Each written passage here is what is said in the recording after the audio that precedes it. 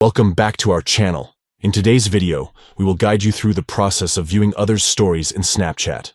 This full guide will show you how to explore and enjoy the stories shared by your friends and the Snapchat community using the Snapchat app. Step 1. Open the Snapchat app on your device. Look for the yellow icon with a white ghost and tap on it to launch the app. Step 2. Once the app is open, locate the Stories option at the bottom of the screen. Tap on it to access the Stories section. Step 3. In the Stories section, you'll see a collection of stories from your friends and the Snapchat community. Tap on a story to fully view it and experience the content shared by the user. Step 4. To switch to other stories, simply swipe right